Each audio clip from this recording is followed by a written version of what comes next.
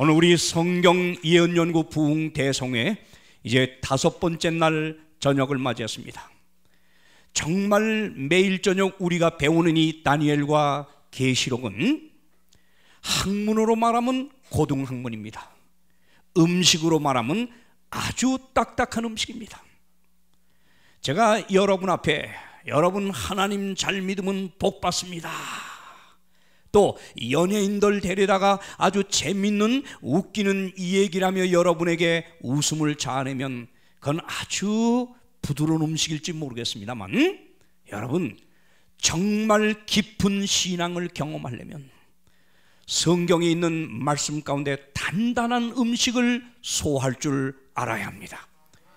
우리가 배우는 다니엘 계시록이 아니고는 이 마지막 때 이렇게 혼란 속에 빠진 세상에서 무엇이 진정한 진리요 하나님이 원하시는 길인지 알 수가 없습니다. 밤낮 복이나 받으라는 소리나 듣고 세상 시시한 그저 이야기들로 귀만 즐겁게 한다고 하면, 여러분은 이 마지막 때 마귀가 어떻게 교묘하게 활동해서 택한 자라도 멸망으로 이끌고 가는지 알 길이 없는 겁니다. 알 길이 없는 겁니다. 그래서 요한계시록 1장 3절에서는 뭐라 그러세요? 이 예언의 말씀을 읽는 자와 듣는 자들과 그 가운데 기록한 것을 지키는 자들이, 그 다음 말씀 다 기억하죠? 뭐가 있어요? 복이 있나니 때가 가까움이라. 요한계시록 이 단단한 음식을 여러분이 취하고 소화를 하게 되면 분명히 하나님은 약속합니다. 큰 축복을 경험하겠다고요. 자, 그런데 이렇게 단단한 말씀을 연구함에도 불구하고 참석하는 여러분의 수가 줄지 않는 걸 보고 제가 놀라는 겁니다. 제가 놀라는 겁니다. 아하, 이 대전에서 신앙을 하는 분들은 시시하게 부드러운 음식을 좋아하는 사람들이 아니라 단단한 영적 양식을 좋아하는 성숙한 그리스도인이구나, 이런 생각을 합니다. 맞습니까? 네, 그럴 때는 아멘 하는 게 아니고 그렇습니까 할 때는 아니에요, 이런 겸손 아닌 겸손을 보이는 거죠. 네, 좋습니다. 오늘 우리 이제 5번째 날, 네, 오늘 우리 함께 배울 예언의 말씀은 요한계시록 14장을 중심으로 마지막 인류를 향한 최후의 통첩이라 하는 제목으로 우리 하나님께서 주시는 예언의 말씀을 또 한 번 해석하겠습니다. 우리 다 함께 아모스 3장 7절의 말씀을 읽겠습니다. 다 같이 주 여호와께서 시작. 주 여호와께서는 자기의 비밀을 그 종 선지자들에게 보이지 아니하시고는 결코 행하심이 없으리시라. 네, 우리가 지난 과거 역사를 돌이켜보게 되면 하나님께서는 언제나 이 세상의 죄악이 차고 넘칠 때마다 죄에 대한 심판을 집행했던 역사를 볼 수가 있습니다. 그런데 사랑의 하나님께서는 이 죄에 대한 심판을 집행하시기 전에 언제나 인류가 심판을 피하여 구원받을 수 있는 구원의 기별을 먼저 보내셨습니다. 예를 들면 노아 시대 때 세상의 죄악이 너무나 관영한 것을 보시며 하나님은 한탄하신 나머지 이 세상을 물로 심판하겠다고 경고하셨습니다. 그러나 심판이 집행되기 전에 그의 의로운 종 노아를 선택해가지고 120년이라고 하는 세월 동안 구원의 기별을 하나님은 먼저 보내셨던 것이었습니다. 소돔 고모라 성의 죄악이 차고 넘칠 때 하나님은 소돔 고모라를 불로 심판하겠다고 경고하시면서, 그러나 그들이 심판을 피하고 구원받을 수 있도록 먼저 소돔 고모라를 떠나도록 구원의 기별을 보내셨습니다.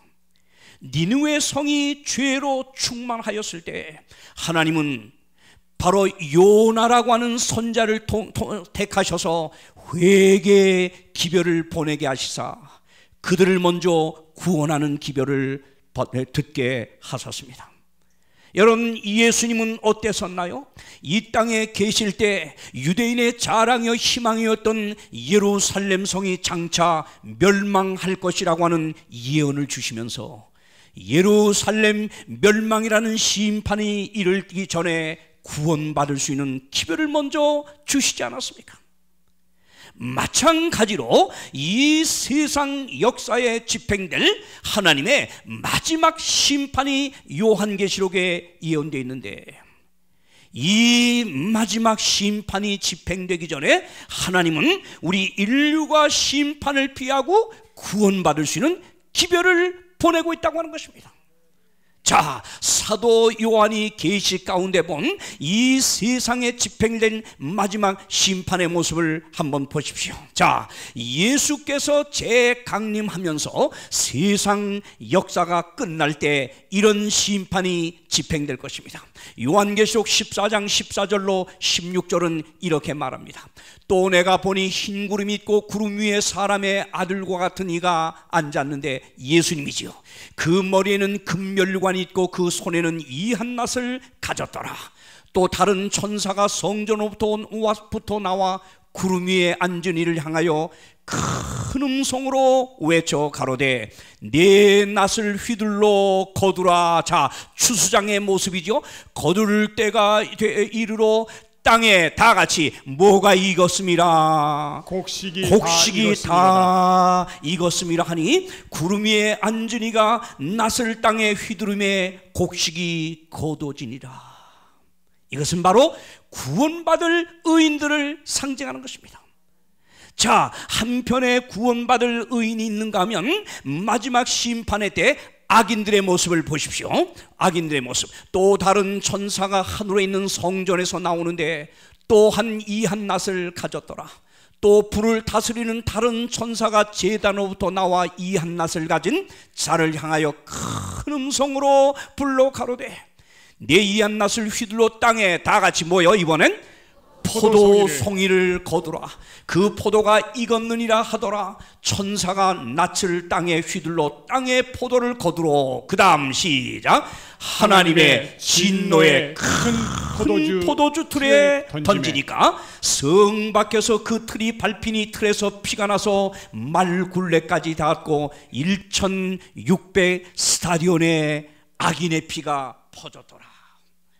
여러분, 여기 의인, 자, 곡식으로 상징된 의인들의 추수가 있을 것이고 구원받을 의인들입니다. 포도송이로 상징된 악인들의 심판이 묘사되어 있습니다. 이렇게 예수의 재림으로 말미암아 이 땅에 펼쳐질 이 하나님의 마지막 심판의 장면인데, 하나님은 이 심판을 집행하시기 전에 먼저 인류가 심판을 피하고 구원받을 수 있는 기별을 마지막으로 보내시고 계신 것입니다. 그것이 바로 요한계시록 14장 이 심판의 장면이 일어나기 바로 앞에 바로 심판을 피하고 구원받을 수 있는 기별을 보내는데, 이것이 어디에 나와요? 요한계시록 14장 6절로 12절에 나오는 다 같이 몇 천사가 전하는 기별이다. 세 천사로 상징된 이 기별자가 우리에게 마지막 최후의 통첩을 지금 보내고 있는 것입니다. 심판을 피하고 우리가 영원한 하늘나라 유리바닷가에 승리한 무리로 서기를 원하면 이 기별을 듣고 따르라고 하는 것입니다. 아멘. 이건 마지막 기별입니다. 하나님이 인류를 사랑하셔서 인류로 구원받게 하기 위한 하나님이 보내시는 마지막 최후의 기별입니다. 이 기별 이후에는 여러분과 제가 구원받을 수 있는 또 다른 기별은 없겠다 그렇습니다. 이 엄숙한 기별, 세 천사가 보내는 우리의 구원을 촉구하는 이 기별, 어떤 기별일까요? 자, 이제 성경으로 살피겠습니다. 요한계시록 14장 6절로 7절에는 이제 첫째 천사가 전하는 기별이 나옵니다. 6절입니다. 다 같이 읽겠어요. 시작. 또 보니 다른 천사가 공중에 날아가는데 땅에 거하는 자들 곧 여러 나라와 족속과 방언과 백성에게 전할 영원한 복음을 가졌더라. 그가 큰 음성으로 가로되 하나님을 두려워하며 그에게 영광을 돌리라. 이는 그의 심판하실 시간이 이르렀음이니 하늘과 땅과 바다와 물들의 근원을 만드신 이를 경배하라 하더라. 네, 이 세상 역사 마지막 때 심판을 피하게 하기 위해서, 우리를 구원하기 위해서 보내시는 하나님의 애절한 첫 번째 천사의 기별은, 잘 보세요, 잘 보세요. 7절, 그가 큰 음성으로 가로되, 다 같이, 그 다음 뭐예요? 하나님을 뭐하라? 두려워하며 그에게 뭘 돌리라? 영광을 돌리라. 이유는 뭐요? 이유는 뭐요? 그의 심판하실 시간이 지금 이르렀어요. 그런데 하나님을 두려워하며 그에게 영광을 돌리는 것이 어떻게 하는 거냐? 구체적으로 노란 글씨 뭐요? 하늘과 땅과 바다와 뭐요? 물들의 근원인 만드신 이를 경배하는 거라고 하는 것입니다. 이게 첫째 천사입니다. 둘째 천사 8절입니다. 다 같이 읽겠어요. 시작. 또 다른 천사 곧 둘째가 그 뒤를 따라 말하되 무너졌도다 큰 성 바벨론이여, 모든 나라를 그 음행으로 인하여 진노의 포도주로 먹이던 자로다. 두 번째 천사는 지금 뭐라 그래요? 무너졌도다. 지금 뭐가 무너졌어요? 다 같이, 뭐가 무너졌어요?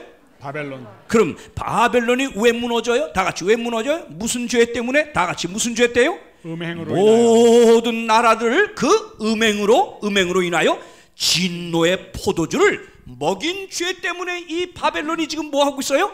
무너지고 있습니다. 무너지면 어떡하란 말이에요? 다 같이, 무너지면 어떡하란 말이에요?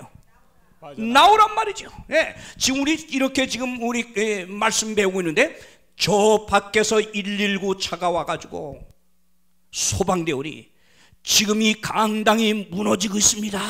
무너집니다. 그럼 여러분 어떡할래요? 무너지려면 무너져봐라. 난 여기 끝까지 남아있겠다. 그럴 사람이 있어요? 무너진다고 하는 말은 뭐예요? 나오라는 거예요. 또 내가 들으니 하늘로서 다른 음성이 나서 가로되, 시작. 내 백성아 거기서 나와 그의 죄에 참여하지 말고 그의 받을 재앙들 받지 말라. 어디서 나오라는 거예요? 다 같이, 어디서? 바벨론에서 나와야 심판을 면한다고 하는 것입니다. 세 번째 천사 9절 제가 읽겠습니다. 또 다른 천사 곧 셋째가 그 뒤를 따라 큰 음성으로 가로되, 만일 누구든지 짐승과 그의 우상에게 경배하면 이마이나 손에 표를 받으면 그도 하나님의 진노의 포도주를 마시리니 그 진노의 잔에 섞인 것이 없이 부은 포도주라. 여러분, 어제 우리 잘 배웠습니다. 자, 세 번째 천사가 보내는 긴박한 하나님의 이 기별은 뭐예요? 짐승의 표를 받으라고 강요될 때 절대 짐승의 표를 받지 말고, 그리고 또 뭐예요? 짐승의 우상에게 뭐 하지 마라, 이겁니다. 이 세 가지로 보내지는 이 기별이야말로 마지막 예수의 재림 때 이루어질 심판 때 바로 여러분이 곡식으로 상중된 의인이 되어 구원받을 수가 있을 것입니다. 자, 그러면 이 말씀의 의미를 이제 하나하나 우리 해석하겠습니다. 첫째 천사입니다. 자, 먼저 세 천사의 기별을 먼저 요약을 하면 이렇죠. 첫째 천사, 심판이 이루었으니 다 같이 뭐요? 하늘과 땅과 바다와 물들의 근원을 만드신 뭐하라? 경배하라. 둘째 천사 무너졌도다.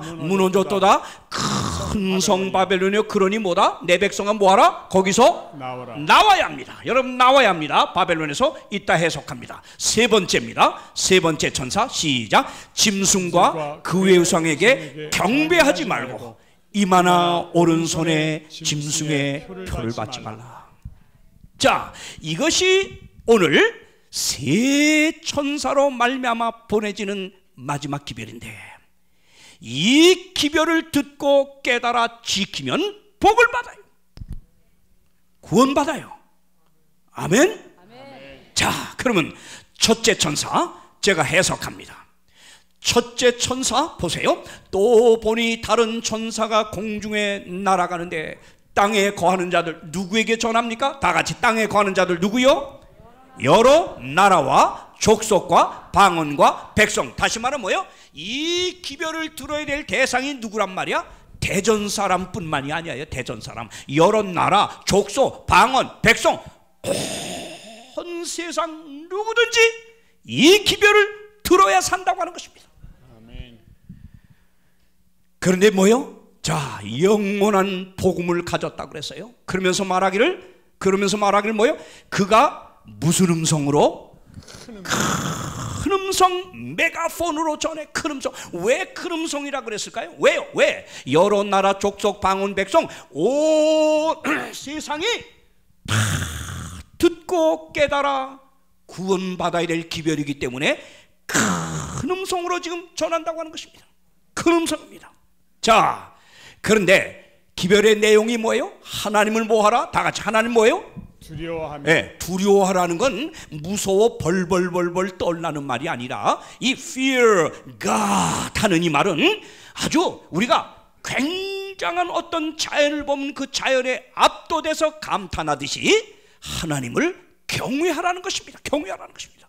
위대한 하나님을 높이라고 하는 것이에요. 아멘. 아멘. 자, 하나님을 경외하며 그에게 뭘 돌리라? 영광을 돌리라. 이유는 뭐가 다가왔어요? 심판하실. 그러면 하나님을 두려워하며 그에게 영광을 돌리는 방법이 뭡니까? 어떻게 하는 게 하나님께 영광을 돌리는 겁니까? 어떻게 하는 게? 시작. 하늘과 땅과 바다와 물들의 근원을 만드신 하나님을 창조주로 깨닫고 창조주로 기억하고 창조주로 섬기는 것이 바로 이것이 바로 하나님을 경외하는, 하나님을 영광 돌리는 예배라고 하는 것입니다, 여러분. 자, 다시 말하면 하나님을 두려워하며 영광을 돌리라. 이유는 심판이 다가왔어요. 심판 앞에 여러분이 담대히 설레면 하나님을 두려워하고 영광 돌리는 삶을 빨리 살아야 합니다. 이것만이 심판을 통과할 수 있는 비결입니다. 그런데 하나님을 두려워하며 영광을 돌리라, 이 심판을 위한 준비를, 자, 하나님을 두려워하며 영광을 돌리라고 하는 이 말은 다시 말하면 다 같이 누구와 관계를 회복하라는 말이에요. 누구와의? 하나님과의 관계를 하나님과 여러분 사이의 관계를 바르게 하라는 거예요. 바르게. 무슨 말입니까? 본래 하나님과 인간의 관계는 어떤 관계였죠? 자, 어떤 관계였죠? 하나님이 인간을 창조할 때 누구 형상대로 했어요? 누구 형상대로? 하나님의 이 말은 인간이 창조함을 받았을 때는 인간은 영적으로, 육적으로, 도덕적으로, 또 뭐요? 사회적으로 완전히 하나님의 품성을 닮은 존재였습니다. 오늘날 같이 이렇게 죄된 인간의 모습은 전혀 찾아볼 수 없는 완전한 인간이었습니다. 죄 없는 완전한 인간이었습니다. 이렇게 창조된 인간을 헬라 말로는 안트로포스라고 하는데, 이 말 트로포스는 동물이야. 아는, 헬라어 접두어 아는 look up, 위를 바라본다는 뜻이야. 그래서 인간 안트로포스가 뭐냐? 위를 바라보는 동물이야. 아하, 인간은 하나님의 형상대로 지어진 인간은 전적으로 나를 창조하신 하나님을 바라고 하나님을 의지하고 하나님을 믿으며 사는 특히 하나님 중심의 존재였어요. 그래서 이사야 43장 7절에서 말하기를 내가 내 영광을 위하여 창조한 자를 오게 하라. 여러분, 사람은 하나님 형상대로 본래 죄 없이 창조된 완전한 인간은 하나님의 영광을 드러낸 존재였습니다. 오직 인간의 삶에서는 하나님의 영광만이 드러났습니다. 하나님의 사랑을 마음껏 받은 다음에 그 사랑을 반사하는, 하나님의 완전한 품성을 반사하는 하나님의 영광을 드러내는 하나님의 존재였습니다.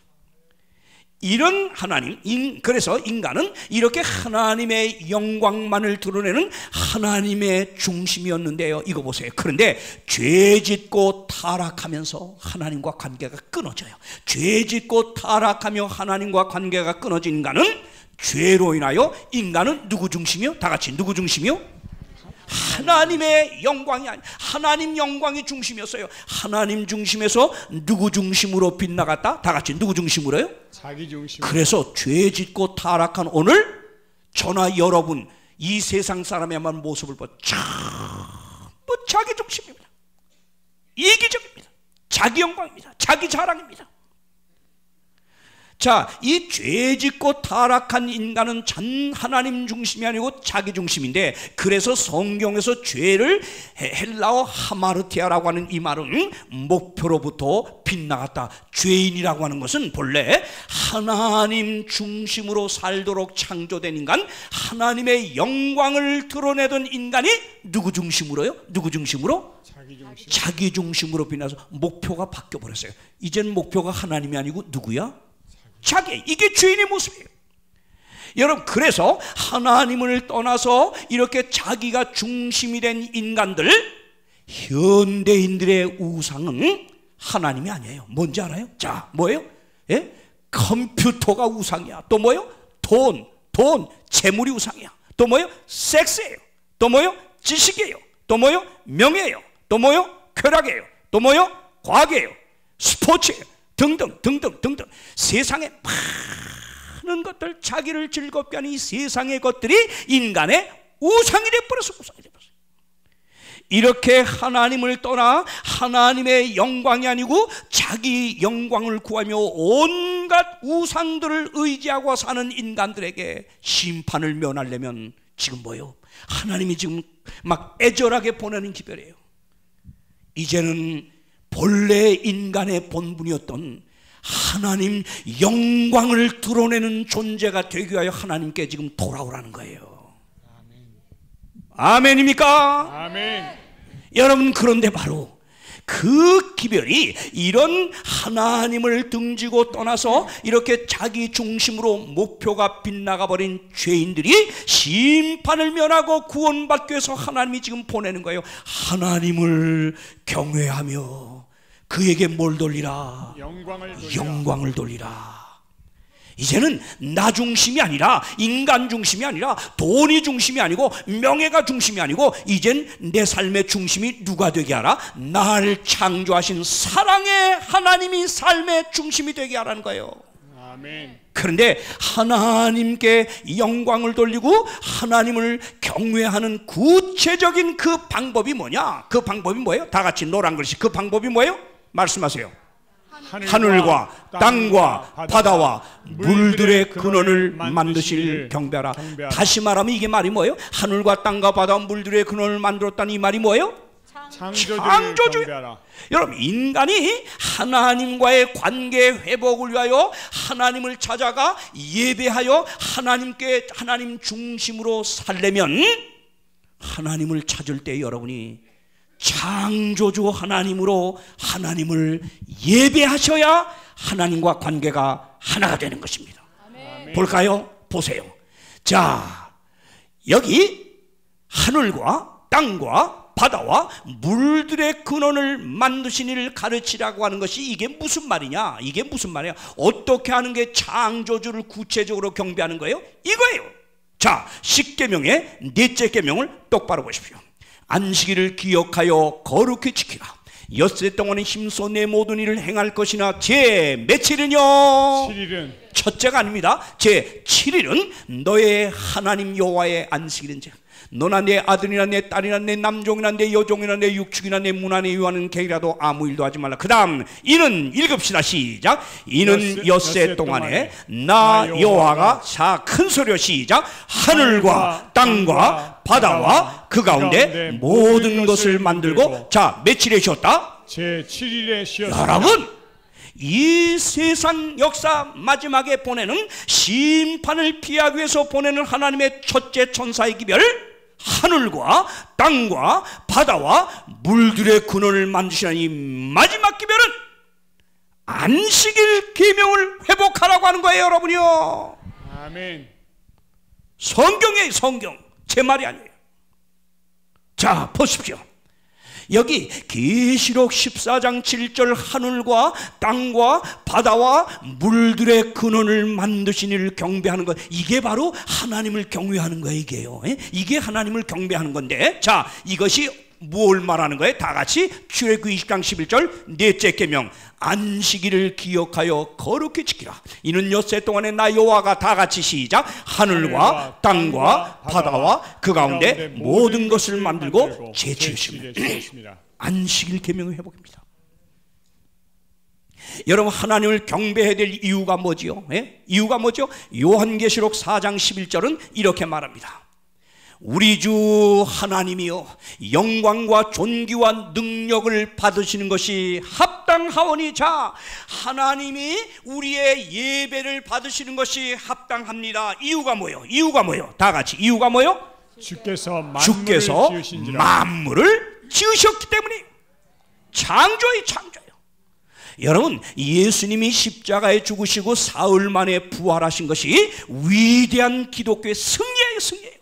우린 부활 신앙이 정말 기독교의 아주 정말 승리의 승리예요. 그럼에도 불구하고 예수님이 부활했기 때문에 예배 보는 게 아니에요. 예수님이 부활했기 때문에 예배 보라고 하는 말은 성경이 한 절도 없어요. 한 절도 없어요. 하나님이 우리 인간 피조물에게 이 경배를 받아야 될 이유는 뭐냐? 그가 바로 만물을 지으시고 나의 생명을 창조한 창조주이기 때문에 경배를 받는다고 하는 것입니다, 여러분이. 아멘. 성경이 분명히 말하잖아요. 자, 보세요. 하나님을 예배할 이유에 대해서 안식일의 역사 24쪽에서 이렇게 말합니다. 창조의 기념일로서의 안식일의 중요성은 그날이 하나님께서는 창조주가 되시고 우리는 그분의 피조물이 되기 때문에 우리가 하나님께 예배를 드려야 한다는 것을 항상 가르쳐 주는 데 있다. 그러므로 안식일은 바로 하나님을 예배하는 기초가 된다. 제7일의 예배뿐 아니라 모든 예배의 진정한 기초가 다 같이 뭐예요? 창조주와 뭐예요? 피조물을 구별한 데서 나타난다. 여러분, 이 창조주와 피조물을 구별하는 것을 가르치는 것은 안식일 넷째 계명밖에 없어요. 그래서 마귀 사탄이가 이 창조주 하나님만이 경배를 받아야 될 이 경배를 빼앗아가기 위해서 하나님께만 경배하라는 넷째 계명을, 그래서 이걸 그렇게 없애려고 이걸 바꾸려고 의미를 없애려고 그렇게 마귀가 노력을 하는 거예요. 사랑하는 여러분, 여러분은 정말 오늘 보내시는 이 첫째 천사의 기별, 하나님을 두려워하며 그에게 영광을 돌리라는 이 기별에 여러분 순종하시기를 바랍니다.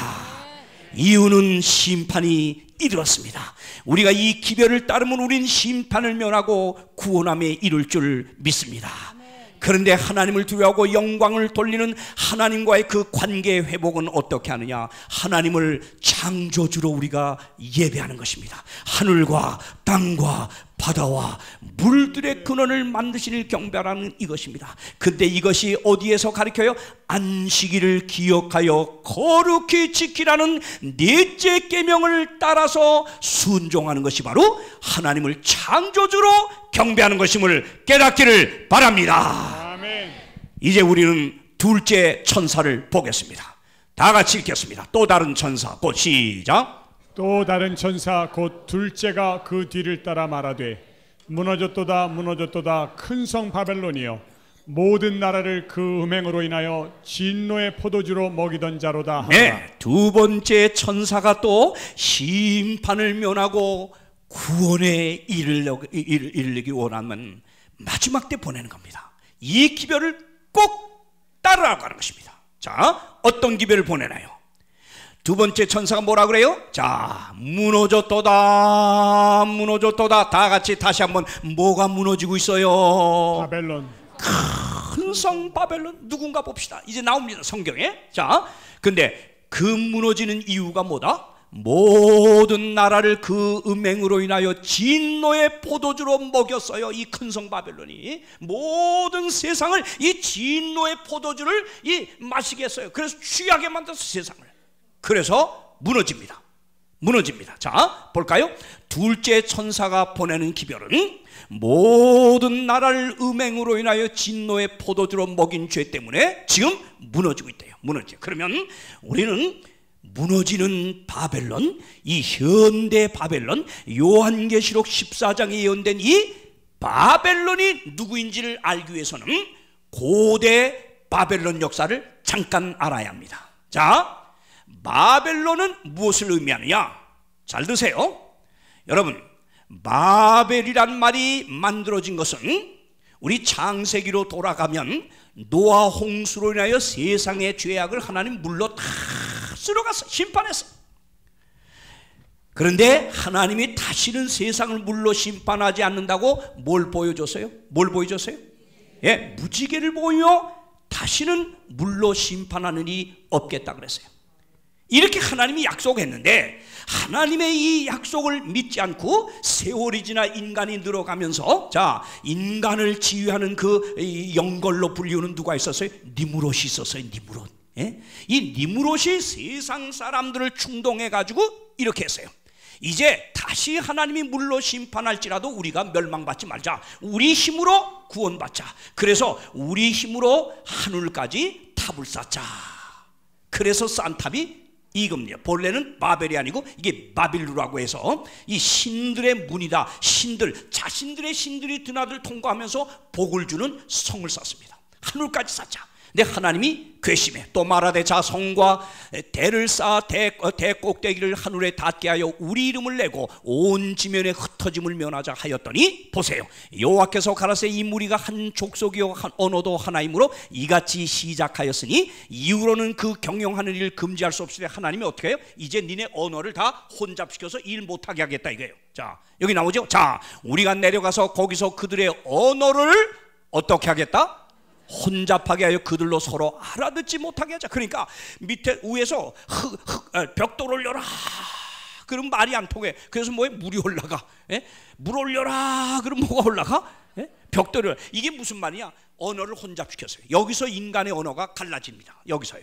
예? 자, 보세요. 그래가지고 이 말이 혼잡되면서 바벨탑 쌓았던 것이 중단돼서 못했어요. 실패했어요.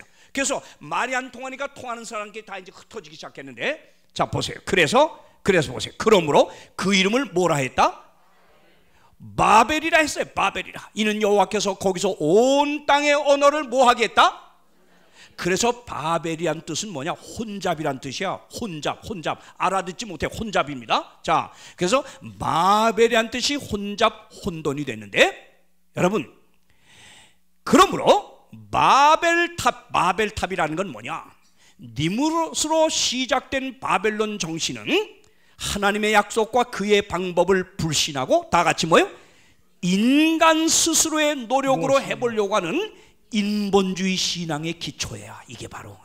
그러니까 기독교가 아닌 이교의 모든 이교의 가르침은 인간의 노력을 통해서, 수행을 통해서, 고행을 통해서 구원에 이르려고 하는 것이 바로 이교의 가르침이에요. 기독교는 전적인 하나님의 은혜를 의지해서 구원받는다고 하는 거예요. 이게 달라요. 까꾸로예요. 그런데 이 바벨론의 정신은 인본주의 신앙의 기초가 됐습니다. 이 정신에 의하여 세워진 나라가 바벨론 나라입니다. 바벨론 나라. 그 바벨론 나라 대왕이 누구였죠? 우리 첫날 배웠죠? 다니엘 4장 3절에 이 느부갓네살 왕이 뭐라 그래요? 예? 뭐라 그래요? 이 큰 바벨론은 누가? 여기 보세요. 바벨론 정신 언제나 납니다. 인간입니다. 하나님이 아니에요. 내가 능력과 권세로 건설해요. 그 다음 뭐예요? 나의 도성을 삼고. 하나님이 아니에요. 그 다음 이것으로 시작. 내 위엄의 영, 자기 자랑입니다. 바벨론의 정신은 전적으로 인간 중심입니다. 인본주의 사상입니다. 이 바벨론 나라의 아주 중심 사상이 뭐였냐? 이겁니다. 보세요. 잘 보세요. 우상숭배의 중심지였어요. 알렉산더 히슬로프는 바벨론은 이 모든 우상숭배 제도가 기원한 근원지였다고 기록한다. 두 개의 바벨론 12쪽입니다. 또 바벨론은 태양 숭배 중심지였다고 제임스 G. 프라첼 자연 숭배 1권 529쪽은 이렇게 말합니다. 고대 바벨론서는 까마득한 옛날부터 다 같이 누가 경배를 받았어요? 예, 이게 이 바벨론, 고대 바벨론의 이 정신이 이게 다 오늘 계시록 14장에서 말하는 이 둘째 천사 무너지는 바벨론으로 이 정신이 다 옵니다. 다 옵니다. 자 보세요. 셋째, 바벨론의 또 하나의 정신이 뭐예요? 조상 숭배하는 정신, 영혼불멸설입니다. 자, 이게 바벨론의 정신들이에요. 예? 인본주의 제도의 근원입니다. 그래서 이 바벨론, 고대 바벨론, 이 바벨론이 왜 망하느냐? 이래서 망해요. 보세요. 고대 바벨론은 우상 숭배와 하나님께 대한 불경과 교만, 사치와 하나님의 백성에 대한 핍박, 그리고 하나님의 구속의 성취를 위한 계획에 협력하기를 거절한 결과로 망합니다.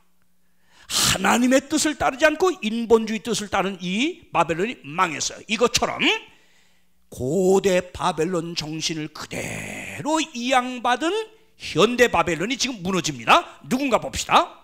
그런데 여러분 가운데도 지금 이 무너지는 바벨론에 지금 계신 분이 있을 수 있어요. 자, 잘 보세요. 그럼 봅시다.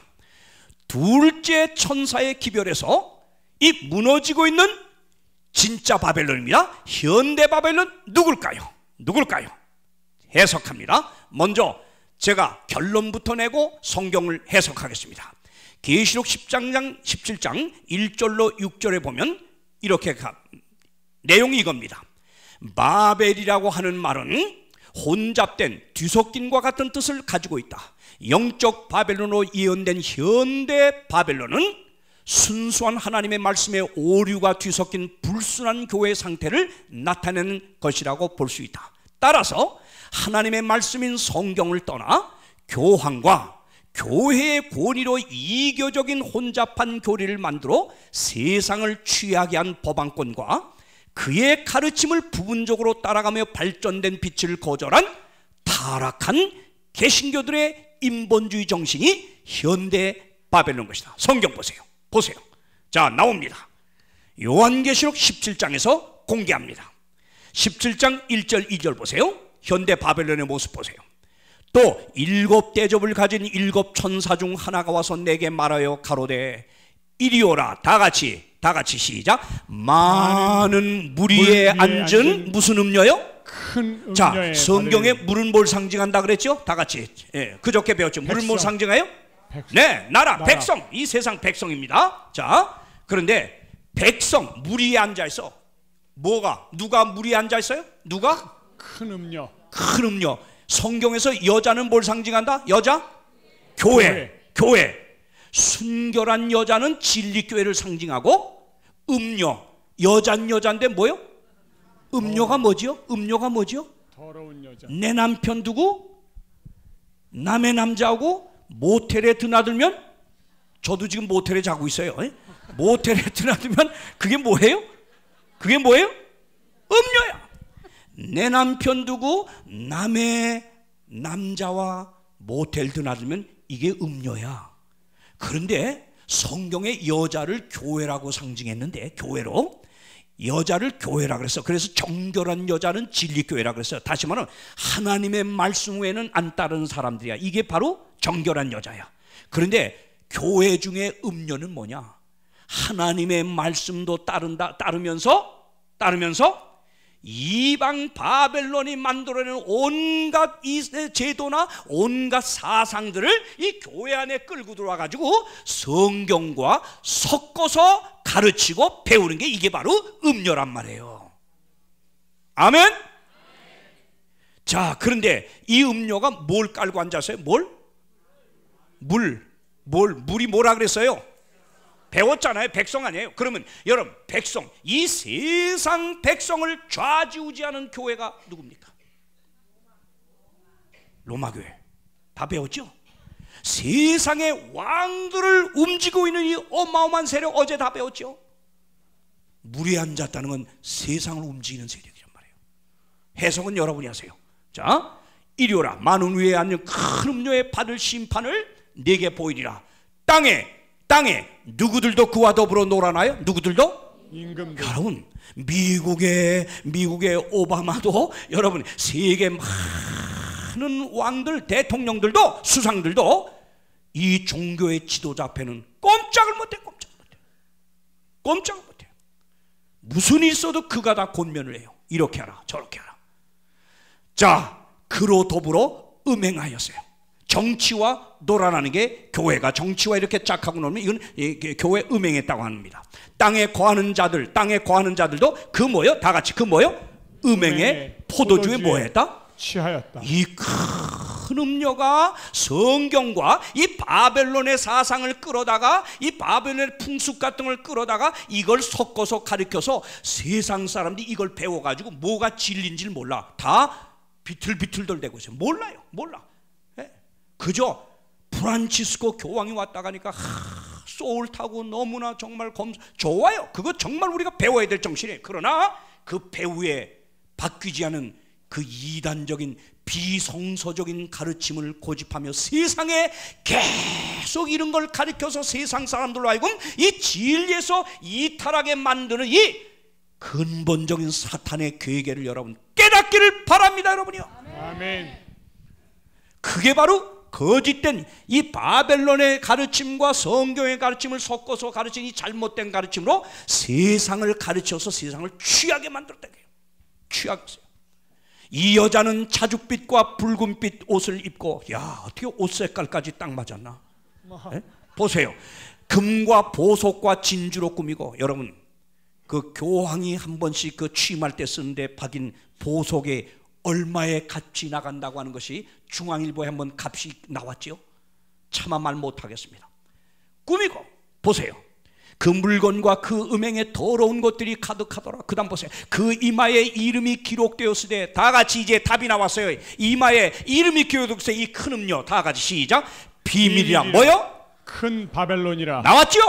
큰 성 무너지는 바벨론, 여러분 알았죠? 그 다음 땅의 음료들. 자, 이건 큰 음료고 이 로마 교황권과 지금 하나로 짝하는, 종교 통합하면서 온갖 지금 바로 천주교가 원하는, 교황이 원하는 일을 하고자 이 하나로 합치는 타락한 개신교들이 음료들 딸들이야.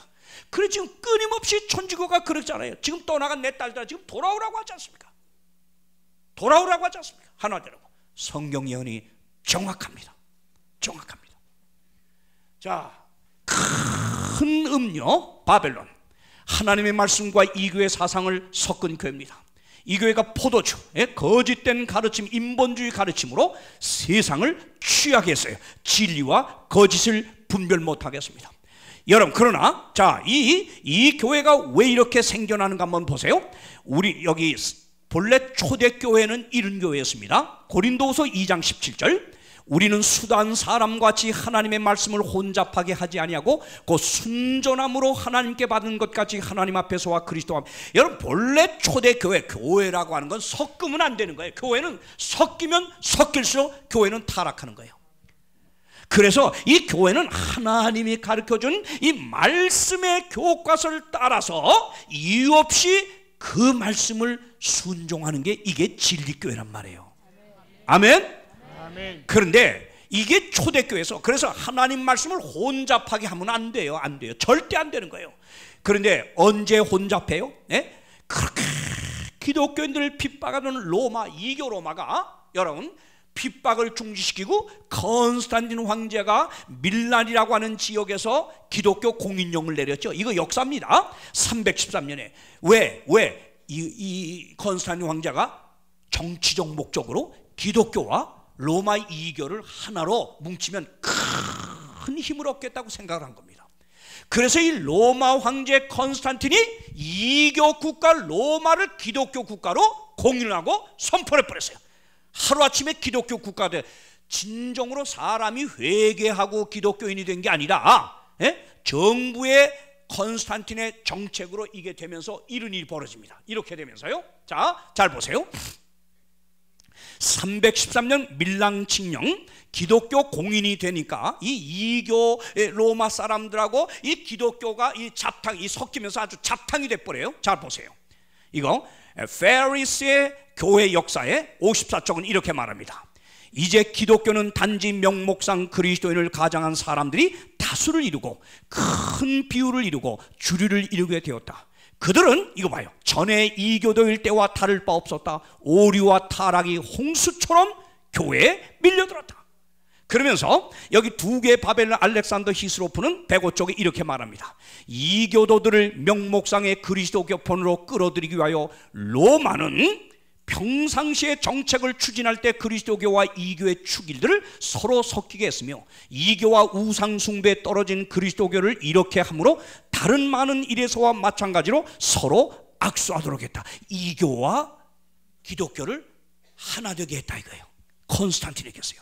이러면서 기독교가 타락합니다. 이러면서 만들어지는 게 천주교입니다. 잘 보세요.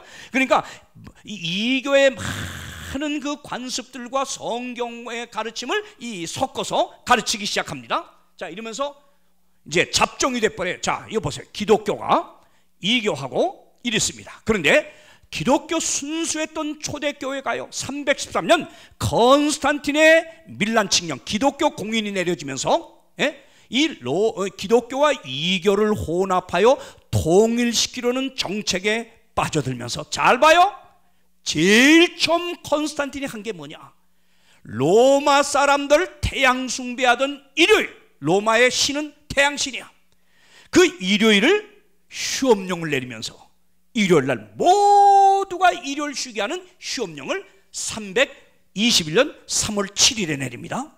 그런 다음에 두 번째로 한 게 뭐예요? 325년에 뭐예요? 부활절 행사래요. 부활절 행사. 어디? 여러분, 부활절에 결한들 잡숴보신 분? 결한장. 예. 괜찮아요. 괜찮아요. 예. 사랑의 듀엣도 잡숴봤고. 왜 안 들어요? 네. 예, 여러분, 네. 내려오세요. 결한 왜 잡섰죠? 잘 보세요. 여러분, 결한들 부활절에 잡수었다 그러는데 이제 제 얘기 설명 듣고 나면 이제 내년부터는 부활절 때 결한 맛이 딱 떨어질 겁니다. 잘 보세요. 자, 보세요. 이겁니다. 여러분, 부활절은 절대 성경이 가르치는 게 아닙니다. 여기 엔사이클로페디아 11번째 판, 저 보세요. 7권 828쪽에 뭐라 그랬어요? 이렇게 나옵니다. 부활절 논쟁이 나오죠. 부활절, 이스터데이라고 하죠. 부활절 축제가 준수되었다는 사실이 신약 성경이나 사도 교부들의 기록 어디에도 없다. 주님이나 그의 제자들이 이스터 부활절이나 다른 축제를 명하신 적이 없다. 부활절도 많은 다른 관습이 그렇게 된 것처럼 이교의 풍습을 교회가 수용한 것이다. 이거 잘 봐요. 이게 권 있는 엔사이클로피디아 대형 백과사전 나온 거예요. 자, 그러면서 여기 위키 백과사전에 이렇게 또 나옵니다. 부활절을 뜻하는 영어 이스터와 독일어 어스토는 원래 튜튼족이 숭배하던 봄의 여신의 이름에서 유래하였다. 이스터 여신을 기리는 기간은 4월에 있었는데 이 축제가 부활절이다. 잘 안 보이죠? 기독교의 부활절은 유럽과 중동의 다신교 전통과 상징물이 합쳐진 것이다. 기독교 전파가 한창이던 시점에 요거예요. 왜 부활절을 컨스탄틴이 만드나 보세요. 기독교 전파가 한창이었던 시점에 교회 지도자들은 다신교 문화의 사람들에게 복음 전파와 예수의 부활을 믿게끔 하는데 덜 거부감이 드는 방법을 찾는 과정에서 다신교 의식의 많은 부분을 교회에 접목시키게 되었다. 즉 다신교의 의식들이 기독교의 의미를 부여한 것이다. 여러분, 이 부활절은 본래 부활절이라는 건 이교 사람들 봄의 여신을 축제하는 날이에요. 봄의 여신. 바벨론 신화에 보면, 옛날에 바벨론 신화에 보면 이 달걀 하나가 유프라데스 강에 떨어진데 이 달걀에서 누가 나왔어요? 아스타레테라고 하는 여신이 나왔어. 그래서 이 봄의 여신을 축제하면서 이교도들은 뭘 먹어요? 뭘 먹어? 달걀, 결란을 먹어. 왜? 이 여신, 아스타르테나 이 여신은 타산의 상징이야. 타산의 상징, 풍요의 상징. 그래가지고 닭이 매일 알을 낳는 것처럼, 여러분이요, 이때 이스터 여신을 축제하며 달걀을 먹는 거는 풍요, 그 다음에 타산을 기원하는 것으로 먹었어요. 그런데 이 이교도와 완전히 기독교 국가가 됐을 때 이교도들이 지키던 풍습인 다 여신 섬기던 이 봄의 축제를 없앨 마음이 없어. 그래서 그들 마음을 끌어당기기 위해서 뭐요? 이날이 예수의 부활을 기념한다 해가지고 부활 축제하는 것을 이렇게 둔갑시켜가지고 만들었을 뿐이에요. 여러분이요, 기독교와 이교가 자 보세요. 313년에 이렇게 해서 혼합되고, 그다음 보세요. 364년에 이 일요일을 드디어 예배일로 확정합니다. 378년을 로마교회 감독이 이교도 승원장을 겸직합니다. 590년에 교황 칭호를 가집니다. 800년에 마리아에게 기도가 시작됩니다. 1184년에 종교재판소 설치를 운영합니다. 1190년에는 면죄부 판매까지 개시합니다. 1229년에는 금동령 성경을 못 보게 합니다. 자, 1439년에 연옥설을 확정합니다. 헬라 철학에서 플라톤 철학을 받아가지고 연옥설까지 만들어냅니다. 자, 1870년 교황은 죄가 없다, 예수님처럼 전혀 죄가 없다, 무오설을 주장합니다. 화채설, 고해성사, 염주 이런 걸 합니다. 그러다가 이렇게 해서 말틴 루터가 1517년에 종교개혁을 하면서 여러분 이러면서 개신교가 탄생하기 시작하는 겁니다. 자, 이것이 바로 기독교와 이교가 이렇게 나눠지는 것인데, 보십시오. 이 천주교는 성경에 전혀 가르치지 아니한 사상들이 바벨론의 사상을 기초해서 만들어진 것들 보세요. 영혼불멸설, 그래서 연옥설이 나와요. 일요일 예배 본래 태양신 숭배 날이에요. 마리아, 이교도는 전부 여신이 있어요. 그 이교 여신 사상을 갖다가, 숭배 사상을 갖다가 이 기독교가 받아들인 게 바로 마리아를 숭배하는 거예요. 근데 여러분, 성경에 마리아 숭배하는 얘기가 있나요, 없나요? 마리아에게 기도하라는 말이 있나요, 없나요? 누구에게 기도해야 돼? 우리는요, 우리 죄를 위하여 십자가에 죽으신 예수에는 우리가 죄 용서 달라고 기도할 대상이 있어요, 없어요? 없어요. 그런데 이번에 프란치스코 교황이 선출되면서 취임하기 전에 제일 먼저 가진 공식 행사가 뭔지 아십니까? 마리아에게 가서 기도하는 일이었다. 기사에 그렇게 나왔어요. 이것은 전혀 비성경적입니다. 예수께 가야지 왜 마리아에게 갑니까? 여러분이요, 자, 교황 무류설, 부활절 지금 다 했죠? 면죄부 판매, 화채설, 연옥설, 영아 어린 아기에게 영세하는 거요, 그 유아 세례 이런 것들, 이거 다 성경 없는 겁니다. 그 다음에 고해성사, 예수께 죄를 고해야 될 것 인간에게 하는 것, 이게 바로 영적 바벨론이야. 성경보다 로마 교회 전통을 위에다두는 거야. 그런데 여러분, 이 교회의 의식들이 기독교를 매우 괴상하고 가증한 형태로 보이게 할 정도로 기독교 안에 자리를 잡았다.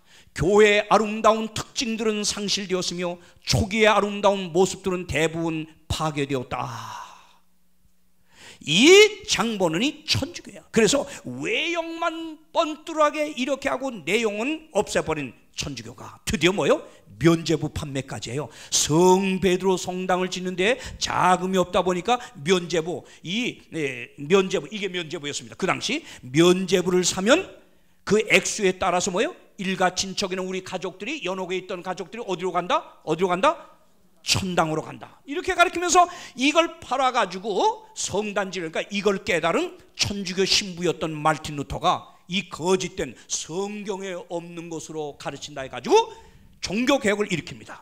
루터가 이것 비텐베르그에서 종교개혁의 기치를 올린 것은 34세 때인 1517년 10월 31일 면죄부 판매 부당성을 조목조목 지적하는 이른바 95개조의 명제를 성곽교회 정문에 붙인 것이다. 이렇게 종교개혁이 일어나면서 뭐가 개혁됐냐? 오직 믿음과 오직 성경만을 주장하며 마리아 숭배를 거절하고 화채설을 거절하고 교황 무리설을 거절하고 연옥설을 거절하고 면죄부 판매를 거절하고 고해성사를 거절해서, 그런데 지금까지 아직도 로마 천주교가 받아들인 이교의 가르침 간에 우리 개신교회가 못 버린 게 뭐냐? 태양신 숭배였던 일요일을 못 버렸어요. 부활절, 이교 여신 사상에서 유래된 부활절을 아직 개혁을 못했어요. 또 영세, 세례, 또 뭐요? 영원 불멸설, 이걸 못 버렸어요. 개신교회가 성경 중심의 순수한 기독교가 되려면 이 비성서적인 것을 완전히 개혁하고 초대교회처럼 성경으로 돌아가야 합니다, 여러분. 아멘.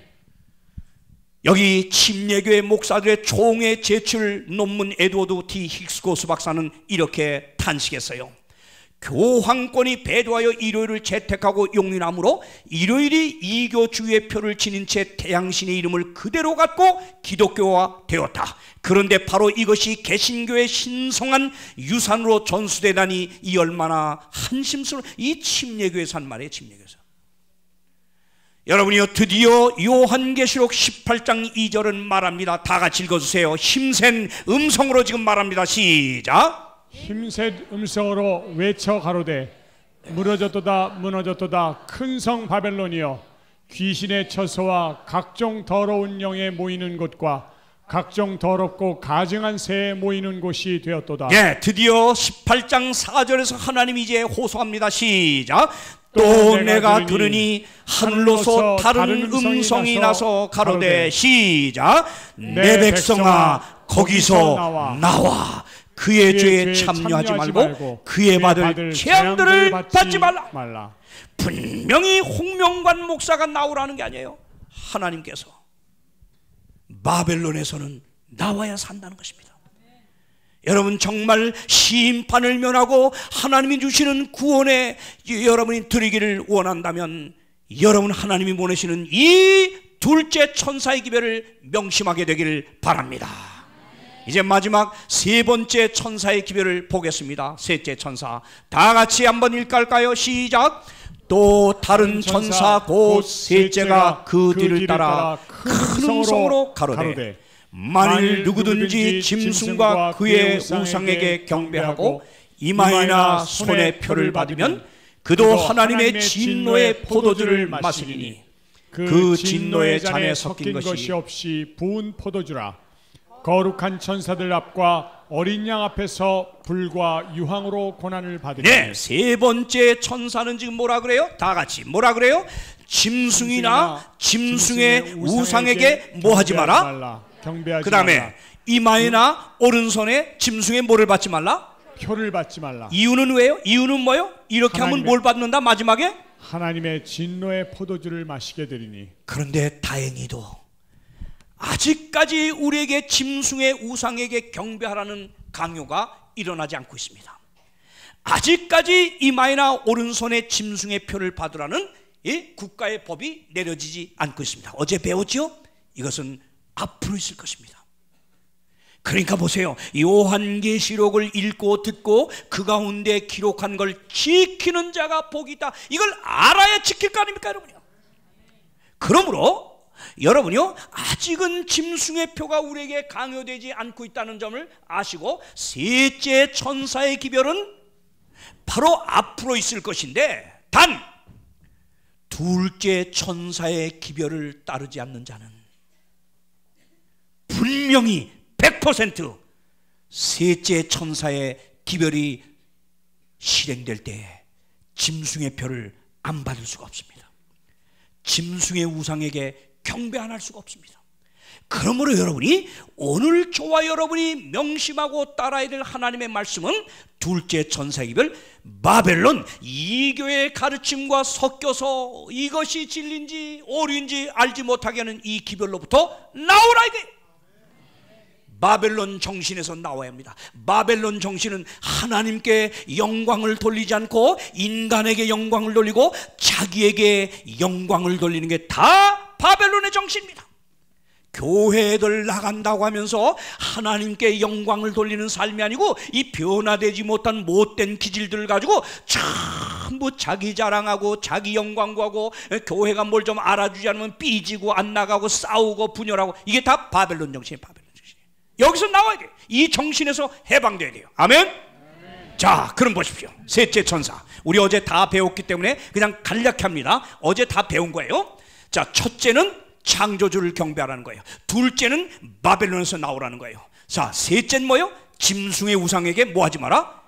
경배하지 마. 아하, 이 세 천사의 기별을 요약해 보면 아주 핵심이 뭐예요? 경배. 하나님을 경배하라고. 그 다음에 뭐예요? 하나는 뭐예요? 짐승에게 경배하라. 짐승의 우상에게. 사실 무슨 싸움이에요? 다 같이 무슨 싸움이에요? 경배 싸움이에요. 마귀가 하늘에서 하나님만이 받아야 될 경배를 자기가 받으려고 하는 데서 죄가 시작돼서 인류 역사 6천년 이끌어오는 이 모든 싸움은 하나님만이 받아야 될 경배를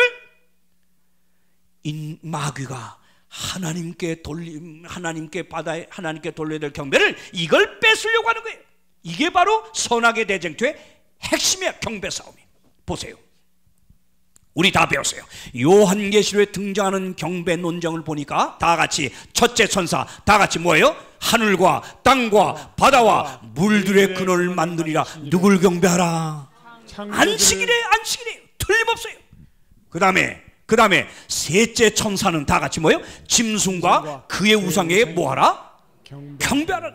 이 하나님께 경배냐, 창조주 하나님께 경배냐, 인간 권세를 여러분이 따라서 경배할 거냐, 이 둘로 갈라지는 게 마지막 이제 이 세상에 일어날 선악의 싸움입니다.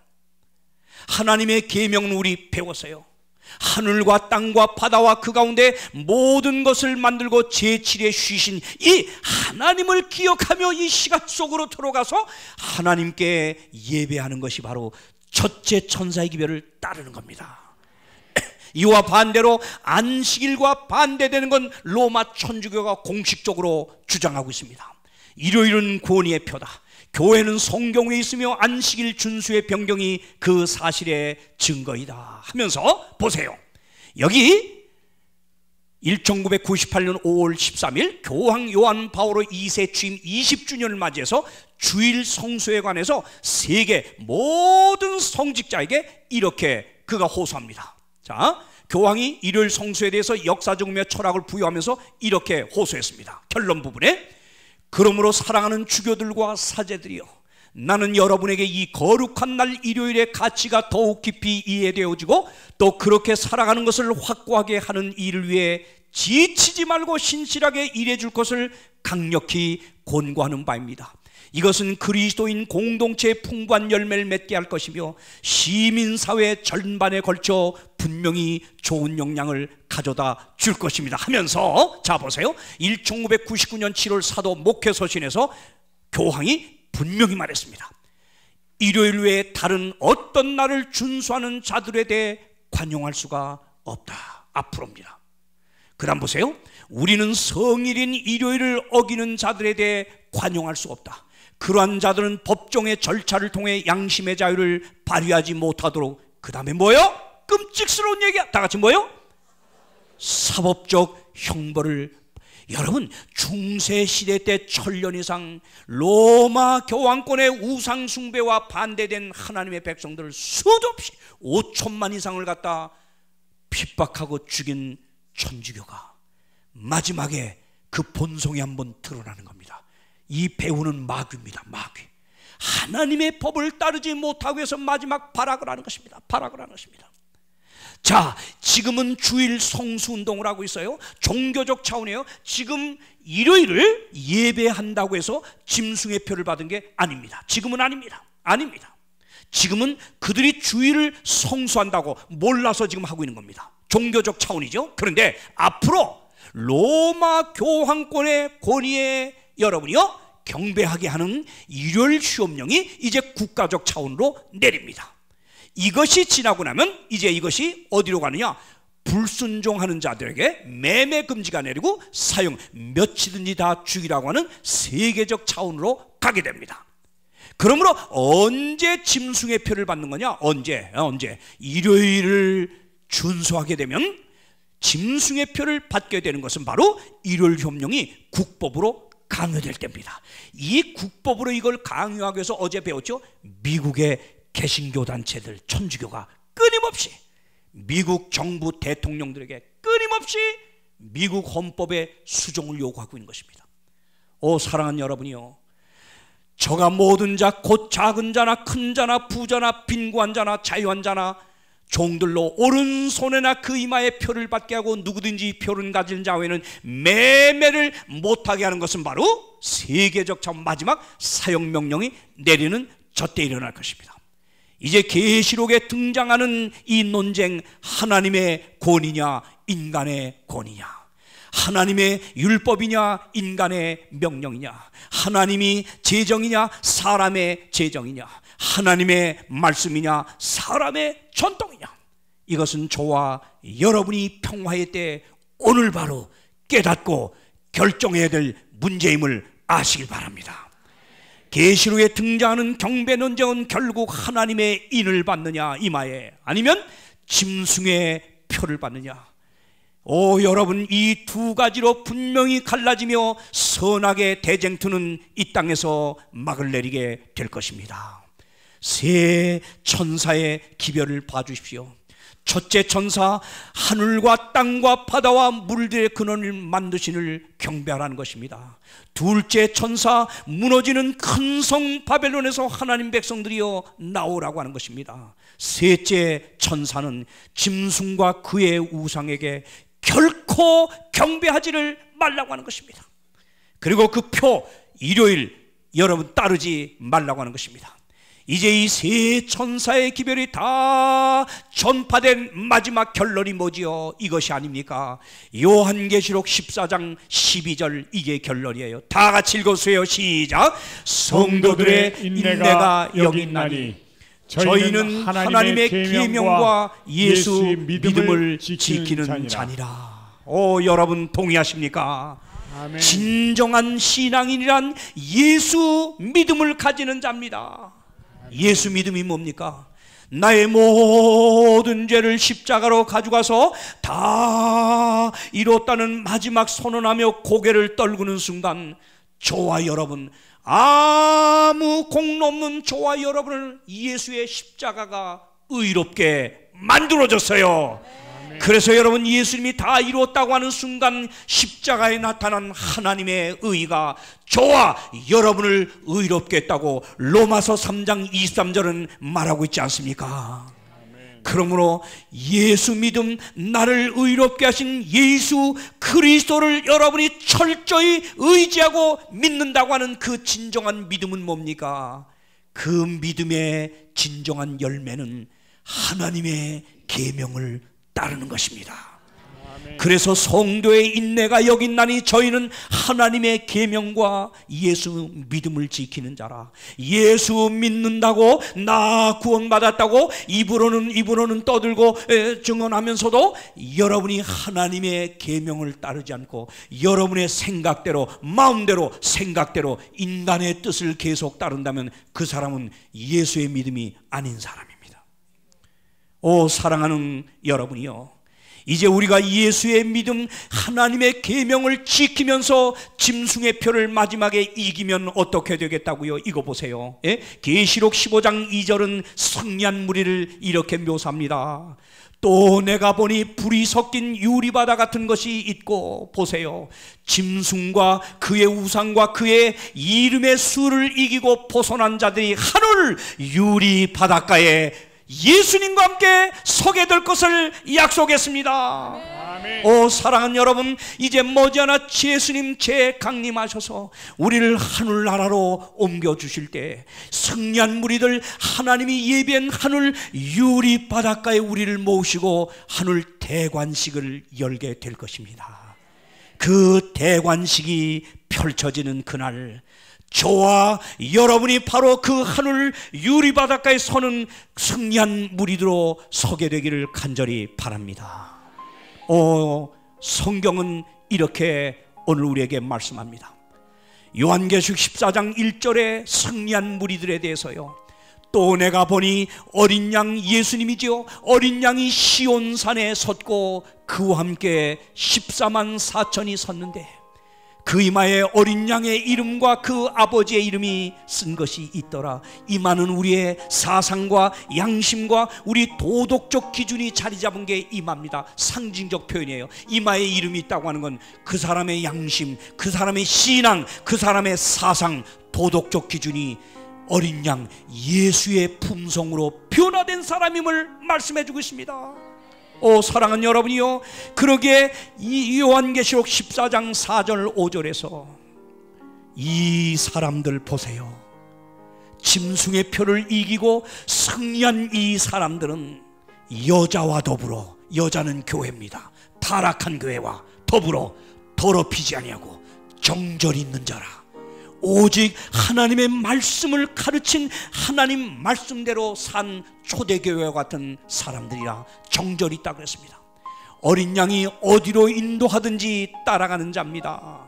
내 뜻을 따르지 않습니다. 사람의 뜻을 따르지 않습니다. 어린 양 예수가 부르시는 길이 죽음의 길일지라도 따라가는 사람들이 아니겠습니까? 사람 가운데서 구속을 받아 처음 익은 열매로 하나님과 어린 양에게 속한 자들이 그 입에는 거짓이 없습니다. 흠이 없는 사람들입니다. 예수 그리스도를 믿는 믿음 안에서 성령의 은혜를 날마다 힘입고 변화된 사람임을 말씀해주고 있습니다. 이제 여러분, 저와 여러분이 보내시는 마지막 세 천사의 기별, 이 기별이 여러분 삶에 이제 지켜지는, 그리고 순종되는 하나님의 주시는 마지막 기별이 되기를 간절히 바랍니다. 이제 우리 사랑의 듀엣의 노래를, 이 찬양을 들으며 하나님께 여러분의 마음을 드리시기를 바랍니다.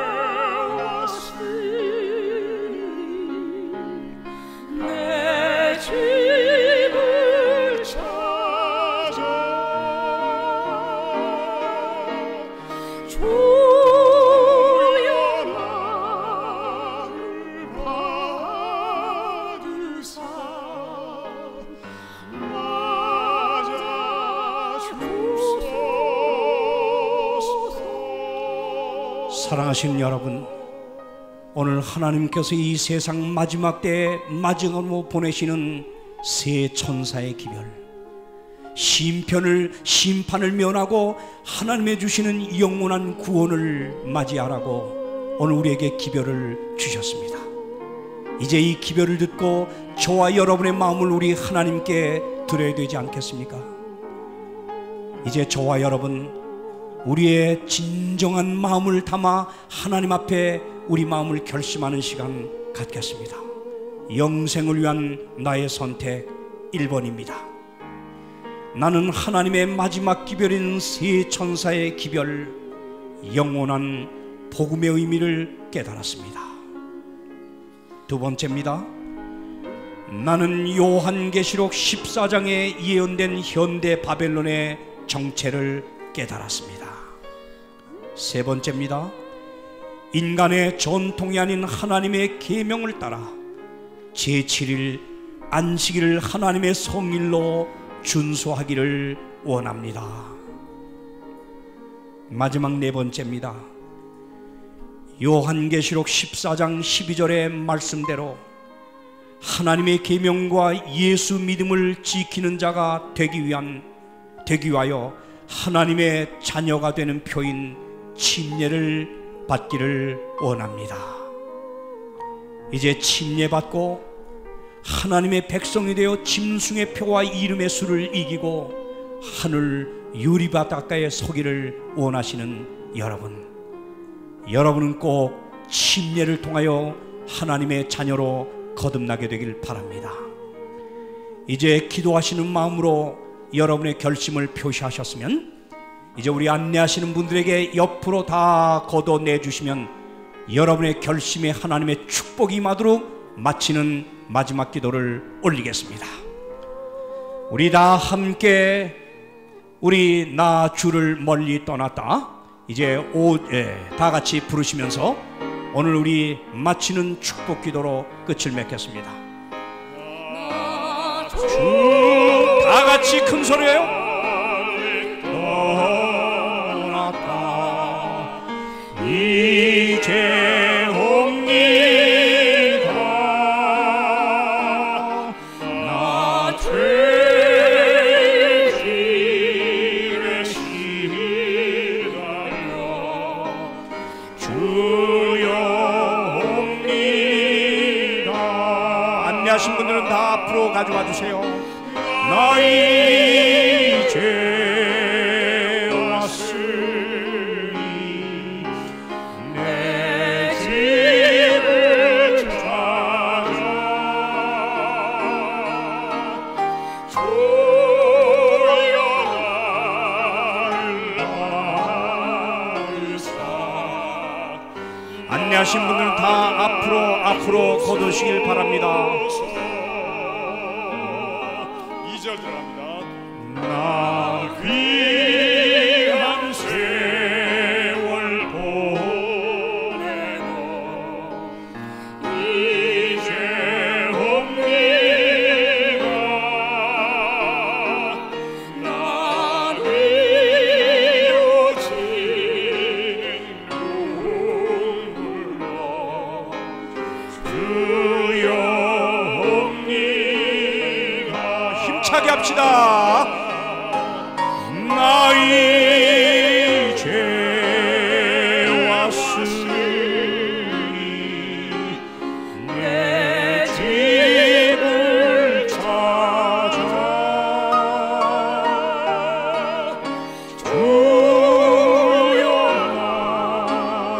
나를 받으사 맞아 주소서. 기도하겠습니다. 살아계신 우리 하나님 아버지시여, 이 저녁도 저희들을 사랑하셔서 이렇게 성경 예언을 해석하는 말씀의 성회로 인도하여 주셨사오니 정말 감사합니다. 오늘은 특별히 하나님께서 이 땅의 마지막 심판을 집행하시기 전에 심판을 피하고 영원한 구원에 들어갈 수 있도록 우리에게 보내시는 마지막 기별, 하나님의 자비의 초청인 세 천사의 기별을 듣고 깨닫게 해주셔서 감사합니다. 이제 우리는 이 기별대로 살고자 결심하는 마음을 이름을 적어 하나님 앞에 드렸사오니 우리의 결심을 받아주시고 축복하여 주시옵소서. 우리의 결심이 이 세상 끝날까지 흔들림이 없는 결심 되게 도와주시고 끝내 짐승의 표와 그 이름의 수를 이기고 우리 하늘 유리바닷가 그리고 하늘 시온산의 어린 양 예수와 함께 서는 승리의 물이 되도록 인도하여 주시옵소서. 이제 우리가 돌아갈 때 하나님의 천사로 우리의 모든 발걸음을 지켜주시고 내일 또다시 하나님의 예언의 말씀 속에 감춰진 진리의 보화를 발견할 수 있도록 우리를 이곳으로 안내하여 주시옵소서. 예수 그리스도 이름으로 기도하옵나이다. 아멘.